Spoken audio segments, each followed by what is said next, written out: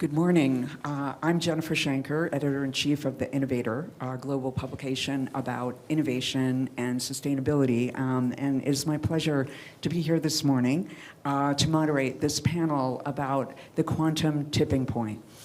Quantum computing is not just about more computing power. It is a transformative technology which very well may determine the competitiveness of countries, regions, and companies. But we don't know exactly when this quantum tipping point is going to be. Many experts believe that we are getting closer, and when we do, quantum will be able to solve problems that classical computers cannot, and tackle some of the world's biggest challenges. It's an exciting time in the field of quantum computing, and we're likely to see significant progress in the years ahead. This panel will focus on what can we do now and later to ensure that we harness the full power of this technology, and what are the current roadblocks and challenges. So to answer those questions, I have here with me Anna Paula Assis, who is a senior executive at IBM with more than 20 years experience in the IT sector, with a strong focus on how companies can harness technology to become more productive. We also have Jan Goetz, who is the head of a company called IQM, a spin-out of VTT in Finland, which is building the next generation of quantum computers. Then we have Kohei Aito, who is the founder of the IBM Quantum Computer Network Hub at Keio University in Tokyo.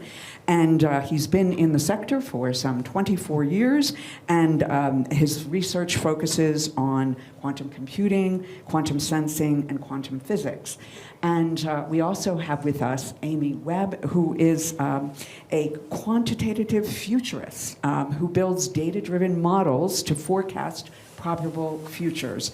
And she's going to give us a glimpse of what we can expect in terms of use cases and timing. So let's dive right in on our topic, and I'm going to start with you, Jan. Your company is already deploying quantum technologies. You have hardware that is already connecting into data centers, and you have raised quite a bit of money from, among other investors, the World Fund, to help combat the climate crisis with quantum computing. So what do you see as the current key proven and established quantum technologies today that could be deployed at great scale? And what do you see as the key emerging opportunities? Yeah, well, thanks a lot. It's great being here. Maybe before I start going into the use cases, I wanted to put the technology in a bit of a context and comparing it with two other technologies that are widely discussed to make a bit clearer how we think about applications and how widely it's going to be deployed. So one is fusion and then AI. So if you look at fusion, the use case is very clear, and people say it takes X years until we get there, and then I think we really have this tipping point. And I think quantum is not like this, because there is not this one use case that people are looking for, but actually there will be more and more over time as the technology becomes more and more powerful. So I think this is important to understand, that we are not looking for this one use case, but actually it's enabling technologies for many, many use cases, unlike we have it maybe in the fusion case. And the second technology, AI, I think this is also important to understand, that we had ideas for use cases for AI already many, many decades ago, and then there was a winter, and the reason was that actually the computing power on the hardware side was not sufficient to train the models and do all of this. And I think for quantum, we are in a similar situation. We have many ideas of what you could do with these systems, but the technology at this moment is not yet powerful enough to really harvest this. But this doesn't mean that the systems that we are building are useless. On the contrary, they're highly useful, and many people are using them around the globe. And the reason is that if we believe in this technology and the use cases, there will be a huge shortage in talent anyway, so we need them to train the people. And then we can also do great science with the systems that we have. So this is kind of the big contents, and then we talk about applications, and you were referring to our latest funding round where we took this impact investor in. My personal belief is that regarding climate change, it only works if we are all kind of working on this together. And if a technology has only the slightest a chance of helping, then we should use it. And this doesn't mean that quantum will solve it all, but quantum can have an impact. And just to give you one example, a lot of the CO2 production actually comes from the global food production, where we are using fertilizers. And this is a very old process, Haber-Bosch process, to produce those. Works at very high temperatures, high pressures, very inefficient, and we don't fully understand it at the molecular level. And quantum computers could help understand those use cases, for example. Okay, thank you very much, Sean. Let's now turn to you, Amy. How do you think these opportunities can be scaled, and what do you see as some of the first use cases? What's the timing look like? Sure. Well, first of all, I'm so happy that Jan's mentioned artificial intelligence, which is really analogous to I think a little bit of what's happening with quantum in terms of enthusiasm, missed expectations, more enthusiasm, and popularity ebbing and flowing over time. So, I'm the CEO of a company called the Future Today Institute. We do long-range scenario planning, and we just focus on technology. So the question that I get asked a lot is, when is the tipping point for quantum? At one point, it was big data. When do we need to know about big data? Digital transformation, and artificial intelligence and artificial general intelligence. And my answer is, I don't know. And the answer, when does the tipping point hit? The reason that the business community wants an answer to that question is because they need to know when the investment has to happen. So here's my answer that I give to executives when I'm asked that question, and then I can offer some thoughts on use cases. The answer is, you have to think about drivers of acceleration. There are three when it comes to quantum computing. The first is technology advancement and components that are maturing. And there are challenges to be overcome. But this is not, this is eventually going to be looked at as a general purpose technology, like the steam engine and the internet before it. And there's no switch, so there's no day that quantum happens, right? It's a transition to get there. And there are lots of challenges that have to be overcome. And once those are overcome, as the technology continues to mature, there will be new challenges. This is a long horizon technology, so that's the first. The second driver of acceleration is adoption. So the roadmap right now is somewhat uncertain because this is a critical new emerging technology.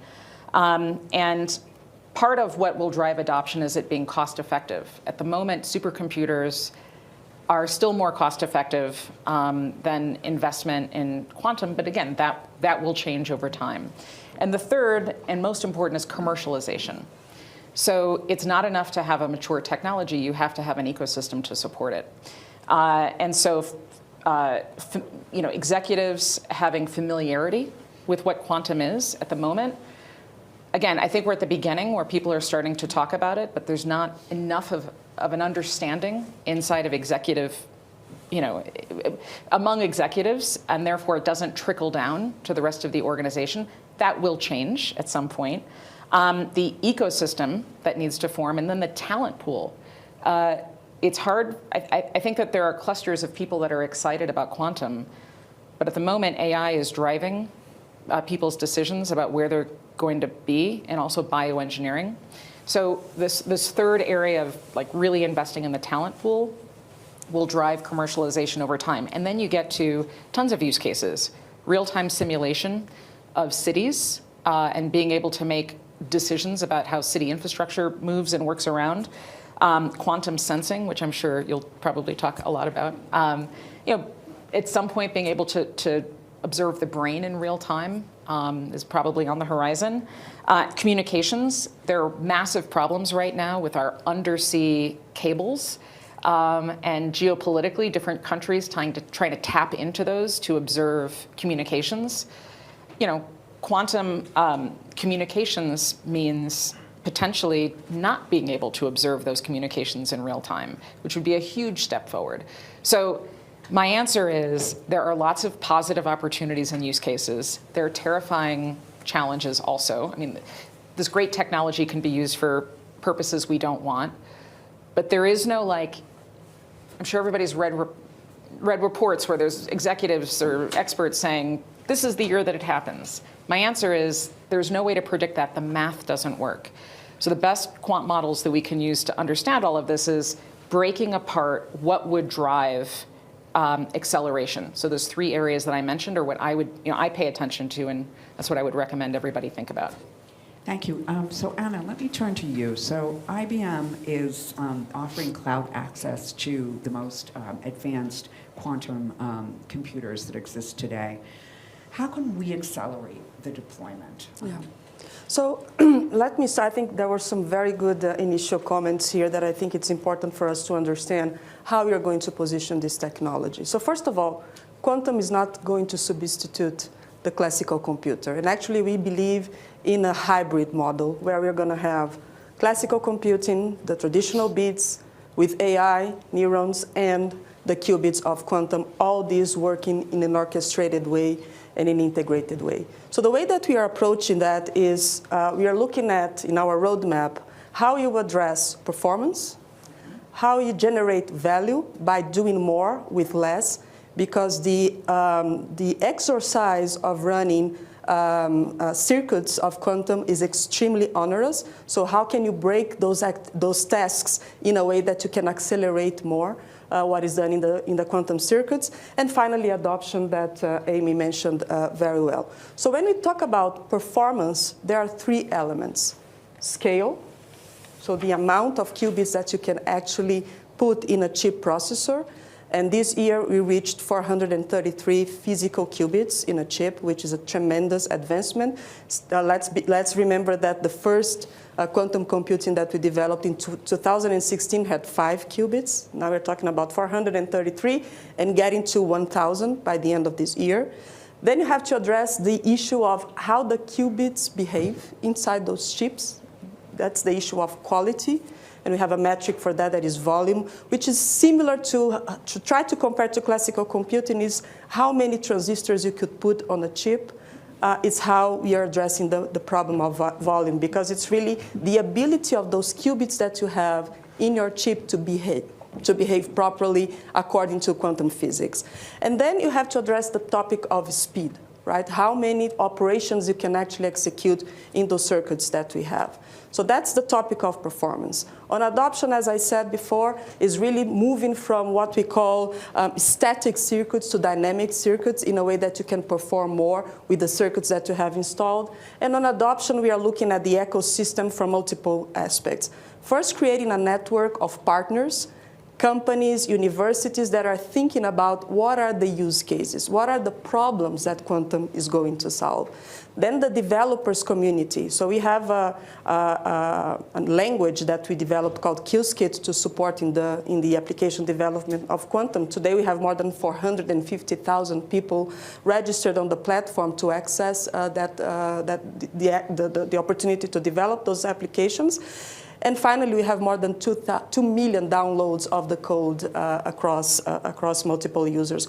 So we are accelerating very fast. And I think it's very important that we understand that these things are going to be combined with the traditional elements of computing that exist today. So just a quick follow-up question.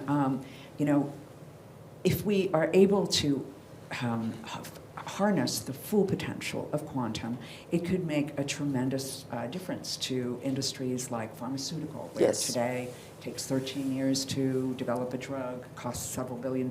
It could really speed up that process.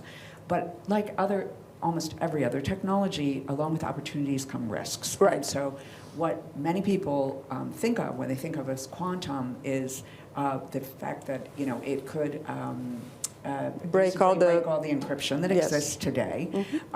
So how should companies and governments prepare for the coming of quantum and make sure that their data is quantum safe? Yeah, so one of the areas that we soon started work in as we started to develop the technology was really how to create a quantum safe world. And we worked to develop a lot of algorithms in that sense. So the NIST in the United States identified or is recommending 4 algorithms for quantum safe encryption.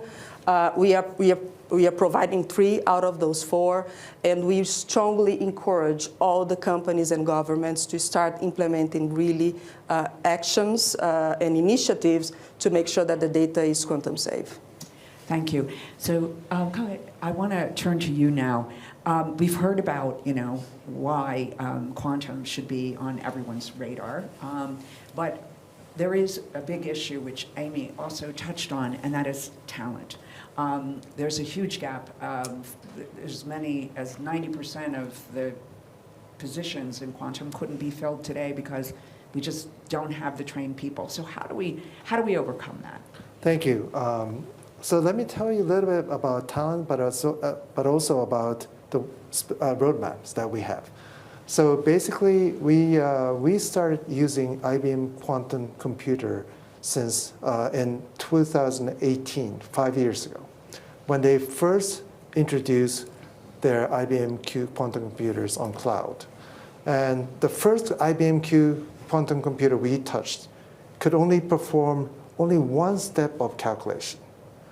And we kind of went hopeless because that was really the first quantum computer we touched. We were excited that we were able to use the real quantum computer, but it was only one step of calculation. But then within 2 months, after we complained or we suggested to make some improvements, I love that. they introduced new quantum chip that allowed us to perform 2 steps of calculation. And double in 2 months, right? We were so happy, in fact. But that kept happening in every 2 months. So right now, after 4 years, quantum computer, by our sort of impression, is like kindergarten kids. So it can almost do everything, but not at the scale, not at the level that we can do. But for example, we work with 8 companies at our KO University, 3 financial sectors, 3 banks. They came up with the idea. We want to find correlation between 2 pair of stock share prices. For example, you know that when United Airlines stock share price goes up, it's likely that the Lufthansa share price also goes up. But there are so many hidden correlation between pair of what you think would be the uncorrelated companies. But to find such hidden correlation, you have to try every pair, all the pairs, which is just exponentially large number in the real stock market. So today's computer, even today's supercomputer, cannot perform such large calculation. But we came up with this algorithm that will allow us to find such correlation. Let's say within 5 or 10 years, with the current expected growth of the IBM quantum computer, we can probably outperform supercomputer within 5 or 10 years in finding such correlation. But such correlation exists not only in stock market, but if you have huge bio data, then you will also want to find some correlation within such biodata so that you can actually discover new science. So performing such incredible large number of calculation, which is not possible with supercomputer, can be possible by our experience of using real quantum computers. Not like making assumption on the desk on the white paper and pencil, but we've been using real quantum computers, so we can really predict what will be like in the near future.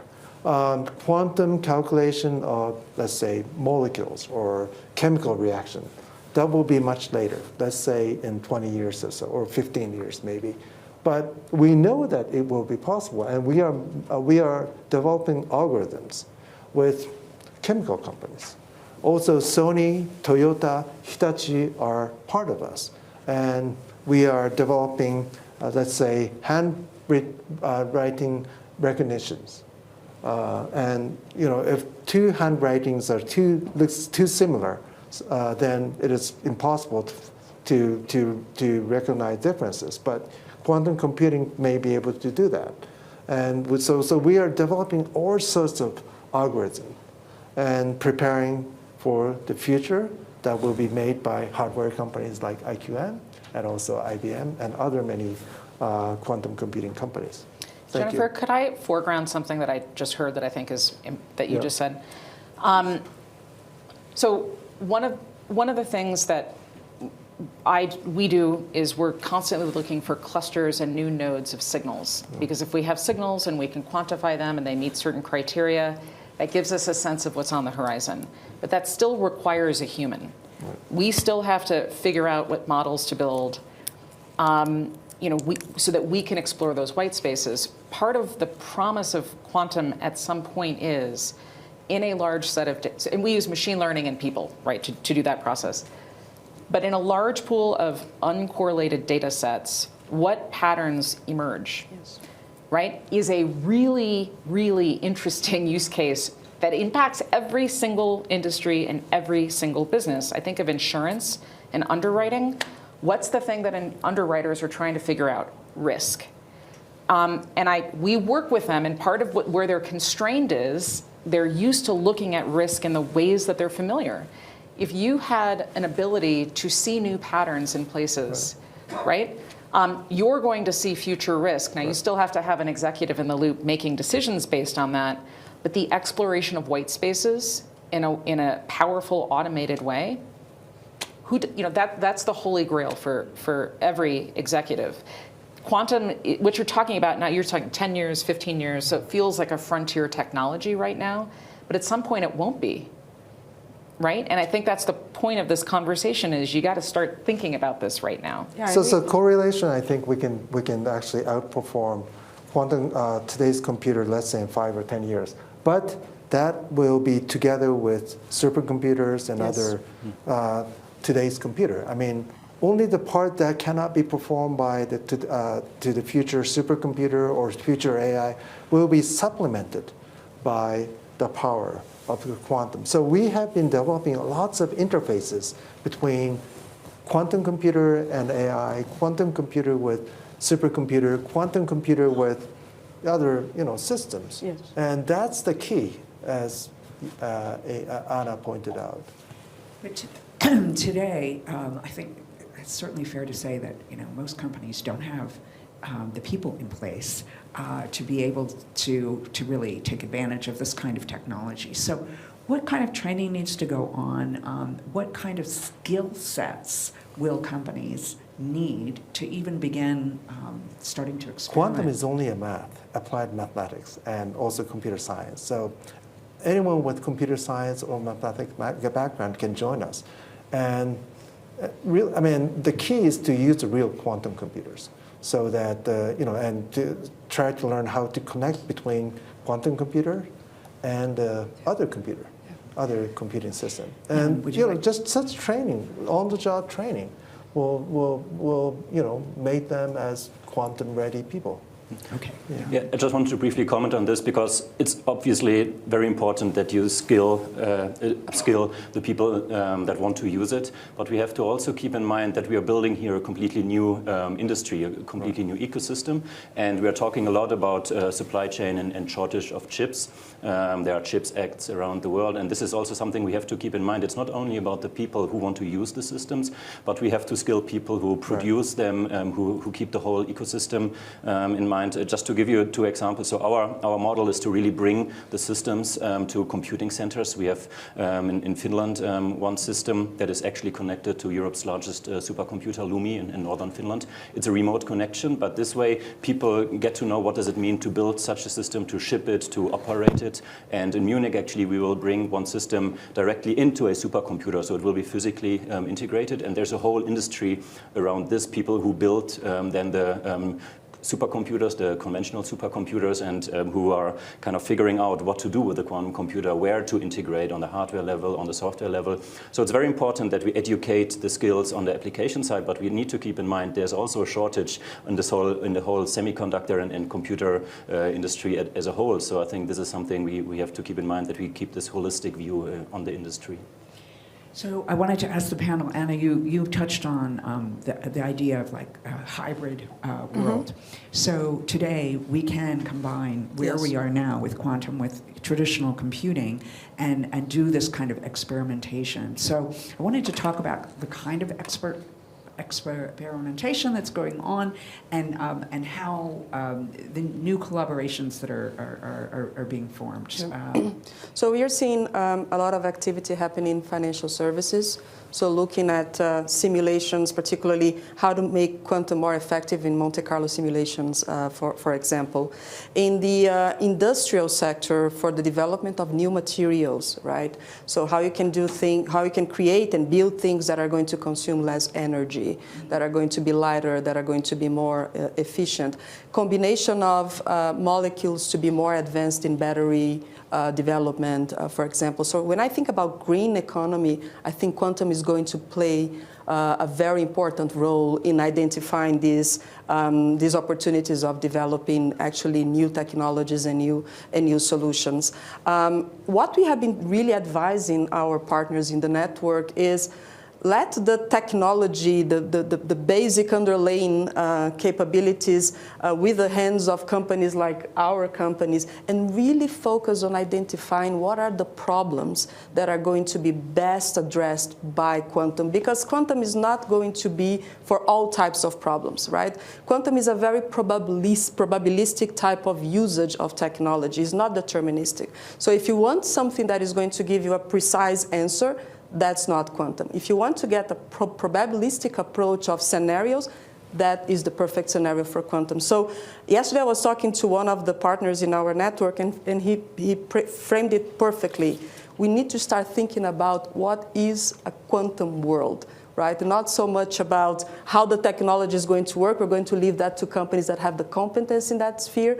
But we need to focus our energy as industries in what the future of the world is going to be in a post-quantum world. Okay, thank you. Koe, so I wanted to ask you about the kind of experimentation that's going on at the hub that you've created and how you're working with industry and the kind of things you're working on. So we have 3 financial sectors. They are rival companies, but they are working together to solve the common problem. We have 2 chemical engineering companies. They also work together. Anna mentioned about this Monte Carlo calculation. 3 banks are working together because let's say if you're a banker and you're given 1 million euros and you are asked to transfer this 1 million euro to dollar to the US within 24 hours. You want to find the exact time that the euro is the strongest against dollar, right? In the next 24 hours. Currently, the financial companies or banks are spending 8 hours of the Monte Carlo calculations to find exactly when will be the time that the euro is the strongest against dollar. But you lose your first 8 hours because you're using a computer for 8 hours, right? But we found that the quantum can actually enhance such calculation because 3 bankers work together and at Keio University to find the algorithm or to develop an algorithm that will allow bankers to perform such calculation in much shorter time, let's say in 8 years. We are predicting that in 8 years, with the way that the quantum computing is growing, within 8 years or so, I think this kind of algorithm will outperform today's computer's extension in 80 years or so. But we are bringing in industrial people to bring in their problems, because we don't know your problems. But those people with real problem come and actually share their experiences, find common problem to strengthen their competitiveness, and then they work together with us at Keio University to find possible solution. Thank you. So just like there was a global AI race, now there's this global quantum race, because it will give countries and companies a competitive edge. And there's something like $90 billion in public funding that's going into quantum, and about half of that is being invested by China, about a fourth of it by Europe, and then the rest for the rest of the world. But very little is going into the global south. So how do we avoid a quantum gap, like we had a digital gap? And I throw that open to whoever wants to take it. We don't, is my simple answer. There are, like I said, I mentioned a general purpose technology, if that's not a familiar term to you. A general purpose technology, the other GPT that everybody's talking about, is a technology that has the opportunity to dramatically alter society or an economy. So I mentioned the steam engine, the internet. With a couple of friends who are economists over the summer, I was curious to know what the total valuation of the internet is. There's no way to calculate it.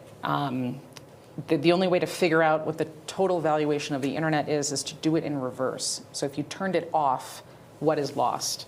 So quantum is approaching, it will at some point be that. So will artificial intelligence, so will bioengineering. And by the way, these three areas of technology also intersect. So they're not completely siloed. The challenge is that the usual suspects are the ones pouring the overwhelming amount of capital into that in the private sector. The United States has been a little slow on this. I think we're catching up, but we've drastically underfunded basic research in these areas. China sees an opening and is investing heavily in AI, bioengineering, and quantum. This is part of its, 14th five-year, plan, because it sees this as critical to advancing its economy, its movement into different countries around the world. So yeah, the global South is put in a bad position because it's going to be challenging to find a seat at the table and have their voices heard. I will also say that the longer we sort of delegate things like patent filings and academic, the research that's happening in academia is very, very important, but the longer that we stave off true public-private partnerships, the worse that this is going to be for everybody, because the future is going to show up in a yet another bifurcated way. You asked about talent. And we heard about students, we heard about talent pools. The sad truth here is that our government officials need upskilling too. And as do executives. They don't have it's not fair to expect a governor to be an expert in governing and also an expert in AI, bioengineering, and quantum. So we don't expect that. I do expect, though, our leaders to be in a position to have meaningful conversations. You can't delegate all of this to pockets of people. You have to be able to have those conversations, because we are headed to yet another bifurcation, which we do not want, because that means that the frameworks, the rules, the outcomes are going to be dictated by whoever is politically in power at that moment in time.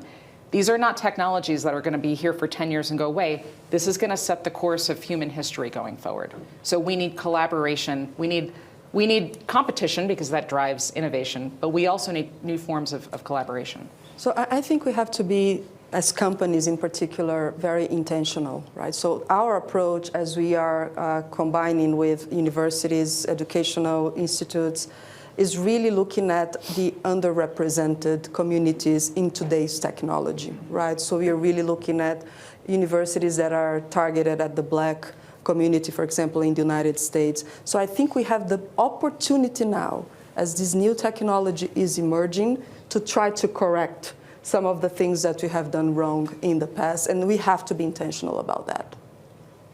So let me ask Koei, what do you see as the role of government? Because in fact, I think you are in charge of the policy making for the Japanese government on quantum. So what do you see as the role of government? So basically, Japan last year made a agreement, actually 2 years ago, made agreement with US on quantum technology, also with EU and so on. And also we are always considering bilateral agreement with other Scandinavian countries and so on. So that's a first step. But also Japanese governments, of course, focusing on like-minded country, especially when it comes to quantum technology and AI and so on.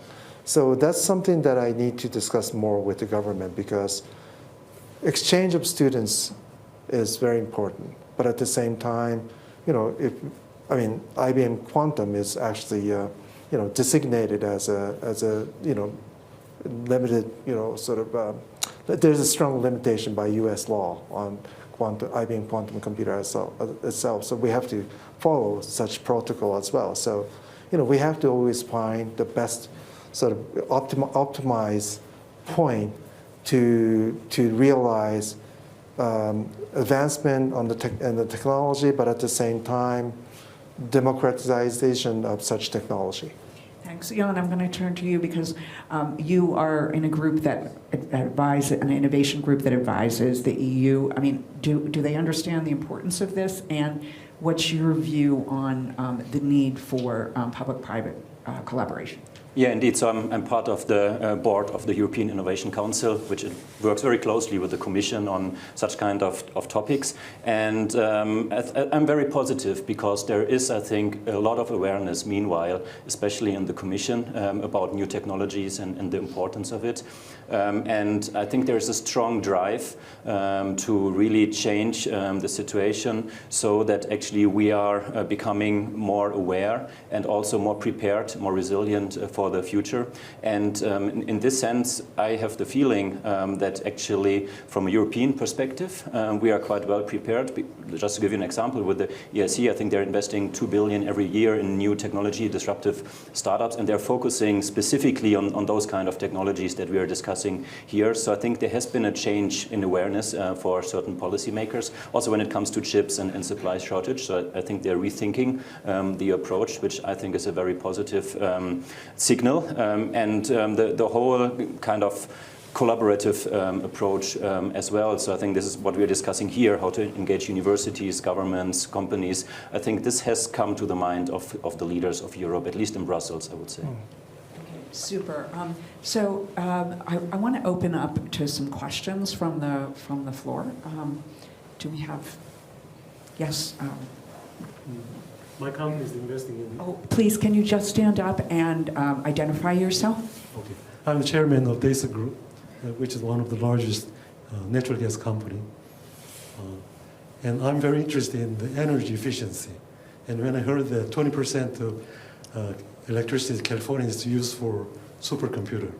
So I definitely there is a need to improve the efficiency of the calculation. And quantum seems to be suggesting a room for improvement. But I myself am very interested in this quantum physics thing. I'm teaching myself and I'm helped by the prominent scholars in important institutions to teach myself.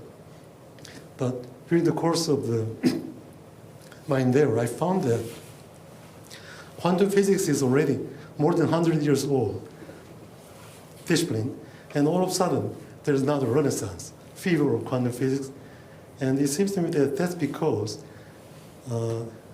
Shor algorithm shows the possibility that classical encryption can be useless when the quantum decoding become possible. And that's why I think America and China become very, in a way, keen about this, the development of these quantum computing things.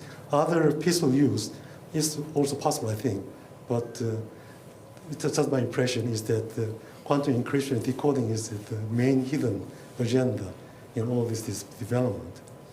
And as an energy expert I was actually the chairman of the World Energy Council, which is one of the prominent global institutions in energy industry. And I think many countries have been investing in the peaceful use of nuclear fission after we made the nuclear fusion bomb, demonstrated the nuclear fusion bomb is possible. But so far, they always say that it will be successful in 50 years. And again, we say that it will be possible in 50 years to make a peaceful use of nuclear fusion. And that's my impression. When I think the problem with noise in quantum computing and the need to have more qubit to correct all this noise, I think we seem to be mired into more and more difficult problems. And no one is clearly pointing out that this cannot be possible in a near future. But so now my problem is that we are spending a lot of money, a lot of effort in quantum computing, but at the end of the day, probably this is my impression, is that at the end of the day, the supercomputer will stay still in mainstream, and the quantum computing will be used in a very specific area like decoding, things like that. So I'll let the panel react to that. But I think, yesterday there was an affiliated session here at the forum on quantum, and someone got up and said, well, when I was in university, we were very excited about fusion, and here we are 50 years later, and it's not here. I think that there's a very real difference with quantum because we are seeing steady progress, and we are getting close to the tipping point. So who wants to respond? I think you raised very important points. So on the security, to start with, yes, we need to prepare for a world where quantum is going to break all the encryption keys that are out there, and there are already algorithms that support that. So the recommendation is prepare yourself, start implementing those technologies. We at IBM, for example, provide hardware and software to support that. Then you talked about the issue of scale. Scale by itself is not going to solve the problem. You need to also address quality, making sure that those qubits behave well, and you need to make sure that the circuits that you have execute at a faster speed, as I started in my speech. And then the topic of value. I'm not an energy expert, but it's really how you can do more without having to really continue to grow exponentially the size and the energy consumption of those equipments. So that's why you have to have really this holistic approach when you are developing the technology, or you end up having issues and problems like the ones that you are raising. Just a very quick comment on the energy. So it's important to note that energy is power multiplied by time, and we are talking here about significantly reducing the time, right? So this is kind of how you think about it. However, this doesn't then mean that for the rest of the time we leave the computer idle. So there's kind of a catch-22, right? People call it rebound effect. So you become more energy efficient on solving some problem, but then you can just solve many, many more problems. So that's the way to think about it. We're almost out of time, so I want to just one quick difference between fusion and quantum is that we have the real quantum computers. Because that was a tipping point that happened 4 or 5 years ago. Now we're using real quantum computers. When it comes to fusion, they're not really, they don't have the fusion reaction. Okay, So, yeah. So I want to just get each of you to very quickly say if there's one thing that people in the room should take away from this panel, what should it be? Amy? You need to do long-range, data-driven scenario planning because there's no sense of urgency outside of the highly technical areas. But this is going to be one of these things where there will be advancements, and your organizations, whether you are a government official or you're an executive at a company, are going to be left behind. Failing to plan for the future is planning to fail. Okay. Don't listen to those who don't use real quantum computers. Those who do use quantum computers know how they're developing. So don't listen to those who don't use real quantum computers. Okay, thanks. Yeah. So I think quantum is very much about the topic of this Davos forum, a collaboration in a fragmented world. So this is very much what we need across governments, companies, and also academia. Anna. So think about the problems that you would like to solve with quantum. Start investing in creating the talent pool to support that, and work in a collaborative way with companies that are developing the solutions. So I think the key takeaway here is we still don't know exactly when the quantum tipping point is going to happen, but it's coming, and you need to be ready. And with that, I would like to invite Derek Halloran, who is heading up the forum's program on the quantum economy, to come on up here on the stage. Thanks so much, Jennifer, and thank you to all of our fantastic panelists here. I know also, just looking around the room, we have a great deal of expertise, even just in the audience here. I just wanted to say a very quick word. So with the forum, all of our panelists here and their organizations are part of something we call the Quantum Economy Network. This is an open network, which is currently composed of about 180 organizations across business, governments, civil society, academia. We are opening it up to digital membership over the course of the year ahead, and we focus on the issues that were raised here, how we build a responsible but incredibly exciting quantum world. 3 pillars that we focus on: one around industry applications and how we can transform industries like pharmaceuticals, like energy, like the fertilizers for agriculture. Secondly, preparing for that quantum safe world. And then third, around ethics and ensuring that we drive equity and that this is a technology that benefits all. So invite everybody, please have a look online and come join that conversation, whether you're a deep expert or you want to learn about it and figure out what this thing is all about. Everybody is welcome. So with that, thank you all very much, and thanks again to our great panelists.